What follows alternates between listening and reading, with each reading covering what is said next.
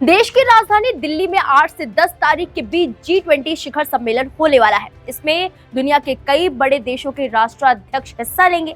ऐसे में उनकी सुरक्षा को देखते हुए पूरी दिल्ली को 8 से 10 तारीख के बीच छावनी में तब्दील कर दिया जाएगा। अब आम लोगों के मन में सवाल उठ रहा है कि क्या इन तारीखों के बीच दिल्ली में सभी गतिविधियां बंद रहेंगी, यानी क्या इन तारीखों के बीच दिल्ली में लॉकडाउन वाले नियम लागू हो जाएंगे। तो आइए बताते हैं कि 8 से 10 के बीच क्या खुला रहेगा और क्या बंद रहेगा। ये सच है कि इन 2 दिनों में दिल्ली के अंदर कुछ नियम ऐसे रहेंगे जो आम दिनों से अलग होते हैं। इसमें खास तौर से ट्रैफिक नियम होंगे। दरअसल दिल्ली पुलिस का कहना है कि 9 अगस्त को 5 बजे से 10 अगस्त को 12 बजे तक किसी भी ऑटो या प्राइवेट टैक्सी को नई दिल्ली के इलाकों में प्रवेश करने या चलने की अनुमति नहीं दी जाएगी। इसके साथ ही आम लोगों से भी अपील की गई है कि बहुत जरूरी होने पर नई दिल्ली के इलाकों में जाएं। अगर नियमों के हिसाब से देखा जाए तो पूरी तरह से आप इसे लॉकडाउन वाले नियम नहीं कह सकते।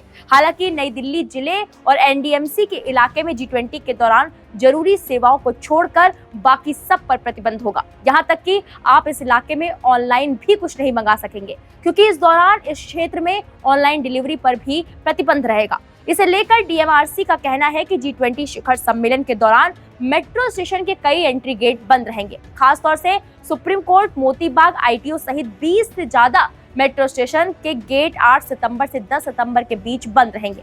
यानी अगर आप इन तारीखों को मेट्रो से सफर करना चाहते हैं तो पहले पूरी जानकारी ले लें, उसके बाद ही कहीं के लिए निकलें।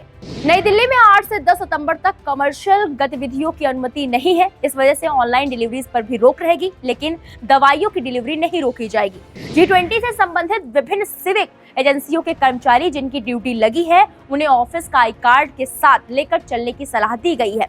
कई तरह की आवश्यक सेवाओं में लगी गाड़ियों की आवाजाही के लिए परमिशन दी गई है। हालांकि वीआईपी मूवमेंट के वक्त जो पाबंदियां लागू होती हैं, वो उसी प्रकार से लागू होंगे।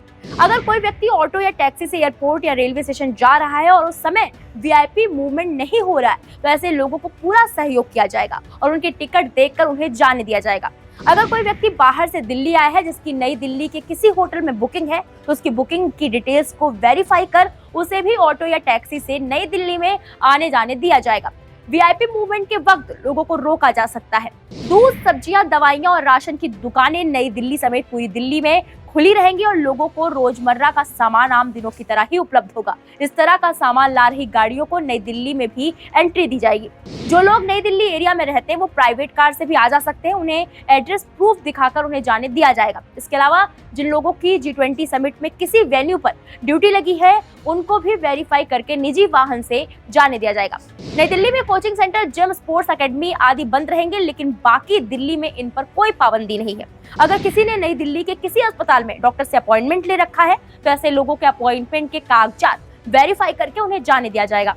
यहाँ भी वीआईपी मूवमेंट के वक्त रुकना पड़ेगा। हालांकि एम्बुलेंस से ले जाए जा रहे मरीजों को कोई दिक्कत नहीं होगी। एयरपोर्ट या रेलवे स्टेशन पर किसी को लेने जा रहे हैं तो नई दिल्ली में एंटर करने की इजाजत नहीं मिलेगी और दूसरे रास्तों से घूमकर जाना होगा। तो ये है अहम जानकारी। ये जानकारी आपको कैसी लगी, हमें कमेंट बॉक्स में जाए और जरूर बताएं। वीके न्यूज, राष्ट्र के नाम।